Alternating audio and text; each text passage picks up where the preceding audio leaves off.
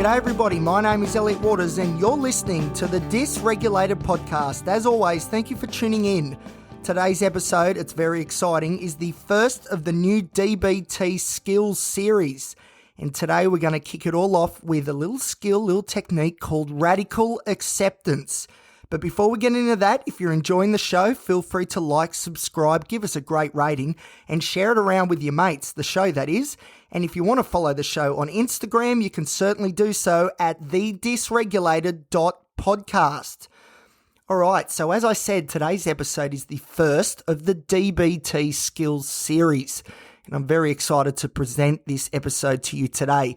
Now, just before we get into it though, if you haven't listened to the introductory episode on dialectical behaviour therapy, I would recommend that you go back and listen to that one first because it does describe, I think, reasonably well what DBT is all about, what the therapy aims to do, and how it can help you ultimately live an even better life. That's the plan.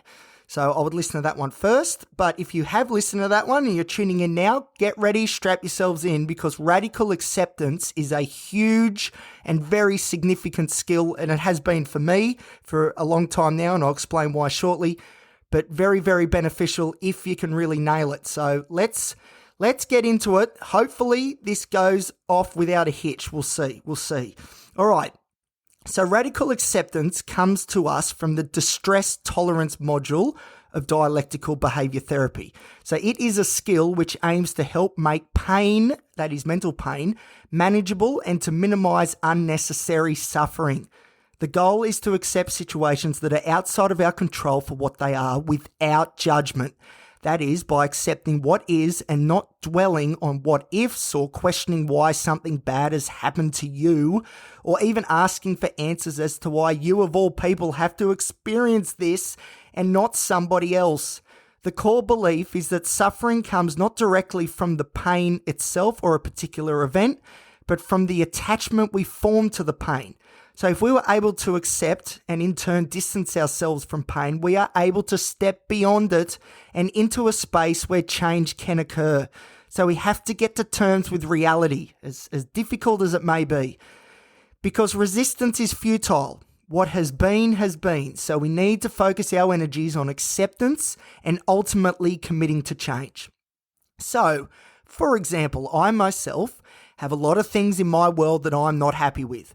And right at the top of my list would be that I have multiple complex mental illnesses, as you would now be all too aware of if you've listened to this show. For a long time, I used to fight this fact daily. Why me? Life isn't fair. In fact, I was thinking this earlier today, but then I used radical acceptance and I got over it. Anyway, I digress. Why me? Life isn't fair. I will never get beyond these labels. I am screwed. All pretty negative stuff, right? But once I learnt the radical acceptance skill from DBT, I was able to step back from all this doom and gloom and allow myself the space to reframe how I viewed my plight. I was able to pull away from these overwhelming negative emotions and thoughts and move forward. I accepted my mental illnesses for what they are, pieces of shit, and all that they bring. Instead of trying to ignore or avoid or wish things were different, which just quietly is a complete waste of time, I accepted my fate, which allowed me to let go of this negativity and find meaning in my suffering. And that is in part why I do this podcast. I accepted that I have many mental illnesses and many labels, and I now know not to try and fight this, but to try and use it for good instead, to share my experiences with others to help improve, hopefully, our mental health literacy across the board. That'd be pretty cool.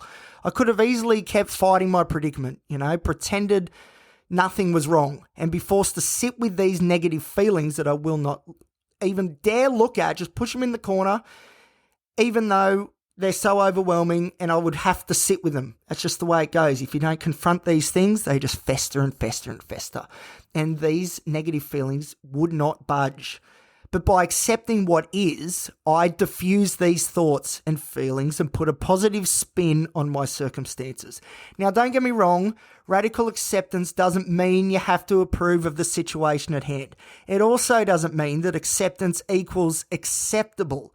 Like I said before, for a long time I carried the burden of mental illness around, all the while trying to pretend that it just didn't exist, even though I felt the pain and suffering of these disorders every day.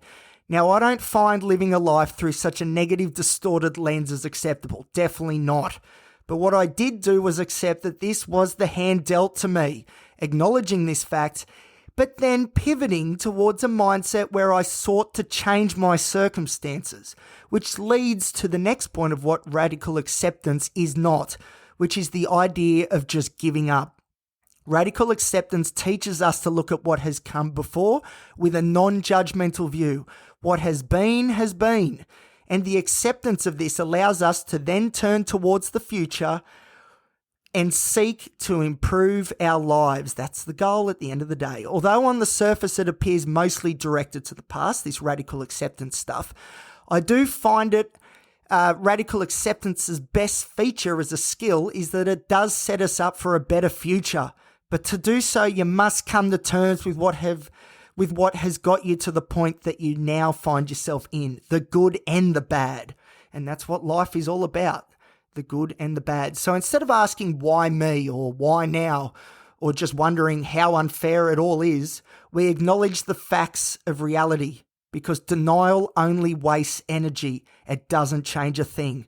Now, radical acceptance, as the name suggests, has a very cool radical element to it. It's more than just saying you accept things. That's too wishy-washy. It is a total and complete acceptance of the facts, which don't change, through mind, body, and spirit. And don't worry, I'll tell you how to do this shortly. But it isn't easy. It is challenging and at times very painful. But the main goal behind radical acceptance is to get to a point where you are able to see and understand all the different options you have in front of you, all of them. And there's always options, even if it doesn't feel like it. There are. Definitely. And to mindfully make the best decision you can for yourself. Mindfulness, that's going to keep coming up in this series. Mindfulness is key to DBT, not just radical acceptance. So I hope so far that makes sense. That is one very long definition of what radical acceptance is, but this isn't an easy skill to understand or implement. It's not. So radical acceptance, the reason I'm starting with this skill is because it has been the most beneficial, I think, to me. It's been the most important to my reasonably positive prognosis. And I had to really nail it, but it has taken me so long to nail radical acceptance, and I still think there's work to be done. And the reason I wanted to start with this one is because I think radical acceptance as a concept really lays that foundation that all the other skills can sort of build upon. So to really understand such a broad and significant concept, we've got to get into the nitty-gritty here. But if you have held on for this long, we will press ahead, and I thank you for sticking with me, and we'll have a look at some more examples of where this skill can be used, how to use it, and this should hopefully make it all a bit clearer. So, some examples of where practicing radical acceptance can be beneficial include coping with a breakup. Now, DBT is in response to BPD, borderline personality disorder. So it makes sense that one of the skills of DBT would have to do with coping with breakups, because that is such a big theme and issue for people with BPD. And my God, how I've had to use this skill in some moments like that in the past for me, I tell you what.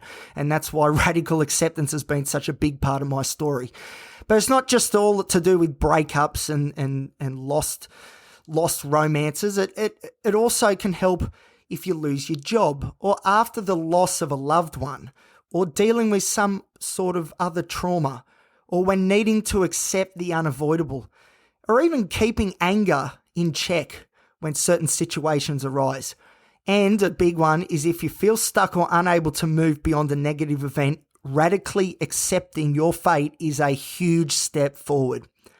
So as I said, the reason why I've chosen radical acceptance to be the first DBT skill, this is so exciting, we will learn here on the Dysregulated podcast, is because it is the skill that I have used the most. It has been the most important, I think, for me, although they're all great, because there is a lot of my reality that I do not like.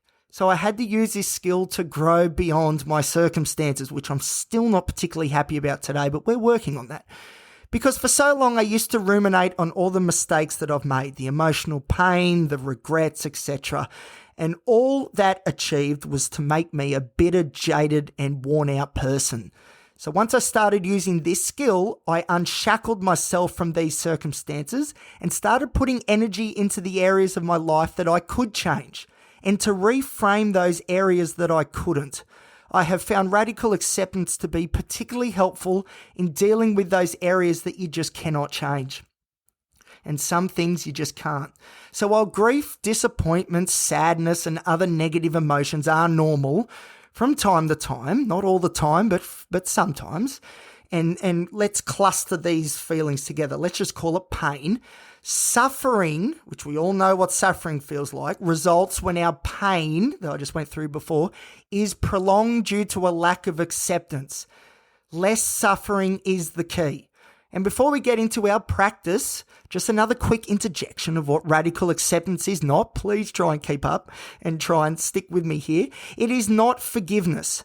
So what forgiveness is, at least as I understand it, is an act of kindness given to another person, whereas radical acceptance, and this is so cool, is an act of kindness to the self, a bit of self-love instead of self-loathing. Isn't that an amazing thing?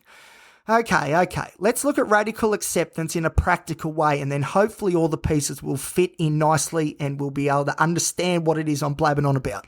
So we'll begin by looking at how a lack of acceptance can manifest itself. Now, I want you to think, do any of these phrases or ways of thinking apply to you? Because if they do, radical acceptance is for you.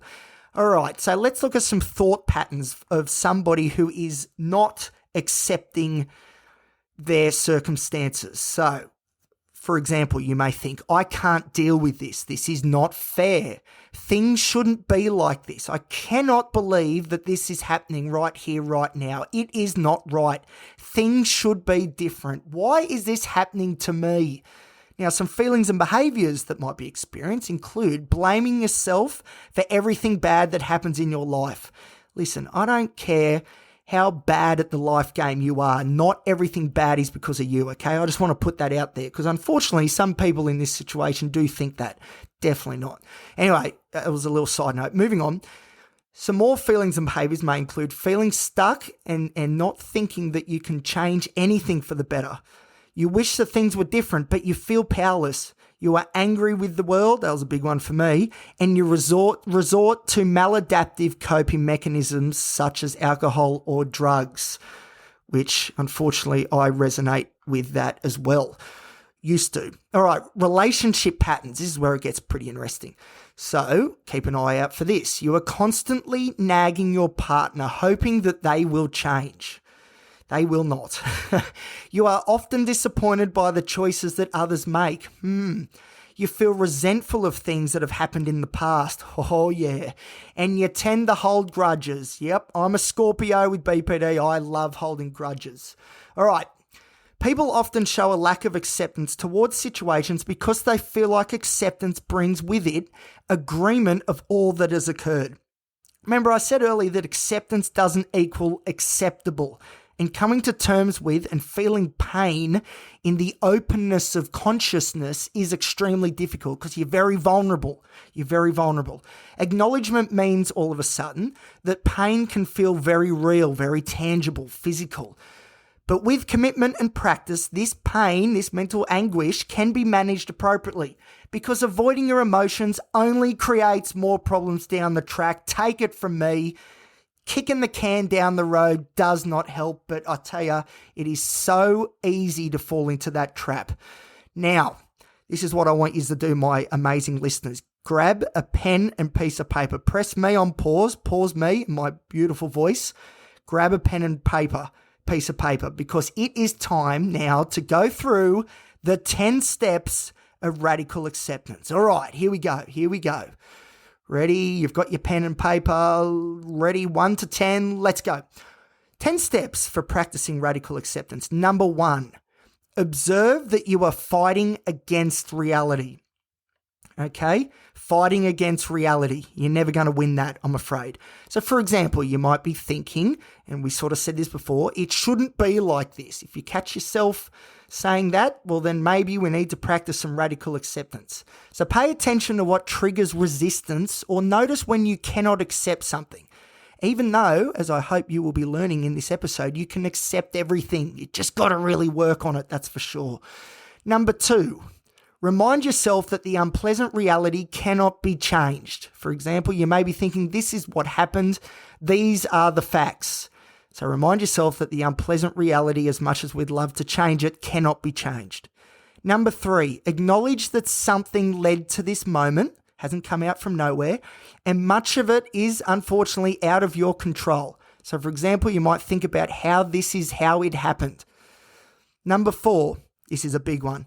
Practice acceptance with not only your mind, so this is a very cognitive sort of exercise, but you also need to practice acceptance with your body and spirit as well. So to do this, we use different techniques, and a lot of this will be very personable to depending on what it is that works for you. So this includes accepting self-talk. So what that is where you substitute in new accepting thoughts in place of old maladaptive thoughts, the ones I read out earlier. You evaluate your different thoughts and accept only what is factual, true, and helpful. That is the metric that we are evaluating these thoughts upon. They need to be factual, true, and helpful. We also can use relaxation techniques such as a body scan or controlled breathing exercises so we are present in the moment and not at the mercy of frenzied emotions. And you can use other mindfulness techniques as well, as long as you're anchored to this moment and thinking as clear as you can with your wise mind. We're going to talk a lot more about the wise mind in this DBT skills series. Stay tuned. Now, little tip, if you're a very sort of visual or graphical in how you learn and retain information, then using imagery is also a very helpful tool by diving into your imagination and vividly seeing the acceptance of what is. So actually create a picture of what acceptance looks like to you. And we can also use journaling and self-reflection exercises to also really practice acceptance and see ourselves creating this accepting environment. So there's a few different ways there that we can do it, but it's very important that we do. Number 5, so I would get you to list what your behaviours would look like if you did accept the facts and then act accordingly. So let's use the example of not getting a job interview. And this is quite relevant to me at the moment, unfortunately. You could beat yourself up over it. You could run yourself down and dwell on how terrible of a candidate you surely must have been, even though in my case there's no evidence for that, but that's still my natural way of thinking. Anyway. Or you can accept that there are many reasons as to why you might not have got the interview, move on from the disappointment, but acknowledge it, and keep applying for other positions. By radically accepting what is, allows you to let go and move forward towards a positive outcome. And this is just one very simple example of how that can work, but it's all about moving towards the positive. And that is also a theme that's going to keep coming up over and over again, and something that I need to keep practicing. Okay, number 6, plan ahead with events that seem unacceptable. Okay, forward thinking again, and think about how you should appropriately cope. Prepare for success. Number 7, remain mindful of physical sensations throughout your body, such as tension or stress. So attend to these physical feelings. For example, when I feel regret for things I may have done in the past, I always feel that emotion in the pit of my stomach. So I focus on that area of my body as I mindfully feel and accept what it is that I'm experiencing that has to do with regret. Number 8, embrace feelings such as disappointment, sadness, or grief. Don't fight them. These are normal emotions and are often justified if painful. Number 9, acknowledge that life is worth living, even when there might be temporary pain. And finally, number 10, if you find yourself resisting, complete a pros and cons exercise to better understand the full impact of your choice. And in future episodes, we'll explore the pros and cons skill, it's another DBT skill, in greater detail, don't worry. So stay tuned for that too. But essentially what you do, you list all the positive and negative aspects of acceptance and what that means. So what should result, hopefully, and it should, if this exercise is done properly, is a much more significant and detailed list on the pros side of things than the cons.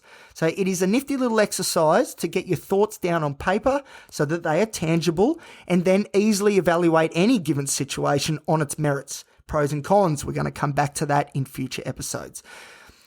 So to go with the 10 points I've just outlined, here are a few coping statements which are helpful to use in the moment when you might be feeling a little bit out of control. So feel free to jot these down as well and stick them around your room or put them on your phone for easy access or whatever works for you.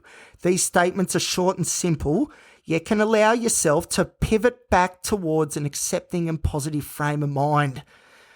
So, for example, when I fight negative emotions, I'm making them stronger. Put that one down. I cannot change the things that have happened in my past, but I can grow beyond it. Yes, empower yourself to do so by listening to this podcast. I'm able to accept the present moment exactly as it is. I can and will get through difficult emotions, even if it is terribly difficult. I can feel anxiety, but still effectively manage this situation. Hell yeah, you can. I can choose to make a new path, even if I feel upset. Just keep trudging along, you'll get there. When I remain rational, I'm a better person. I just added that in because it is true. When I'm rational, let's say it how it's written, I'm better able to make good decisions and problem solve. That's true too. And it is always better to take the necessary actions than to keep judging or blaming. Get beyond the judging or blaming because it does not serve you well. Make no mistake, radical acceptance is hard, very, very hard. But if you are able to use this skill, you'll find that you will start to feel a sense of relief and overall just feel better about your situation. And I'll tell you what, if you've got any questions, feel free to reach out to me on Instagram at thedysregulated.podcast. All right, I hope that makes a bit of sense. It is a huge concept, radical acceptance. And as I said, I've done 6 months of DBT. I've done heaps of work. I used to have written on my wall on a whiteboard, radical acceptance. It used to be the first thing that I would look at every time I woke up. And I did that for 18 months after I completed DBT. And I still am trying to come to terms with everything that radical acceptance means. But I hope that at the very least provides a bit of a launching pad. And if any of that resonates with you, by all means, feel free to reach out to me and we can talk about it in more depth as well. So thank you for listening. I hope that this episode will help you if you need it. And please let someone know about the DBT skills series if you think they may benefit as well. You don't have to have BPD or another mental illness for these skills and techniques to help. It is all about enriching our lives and having a real good crack at it. All right, thank you very much. I'll see you next time here on the Dysregulated podcast.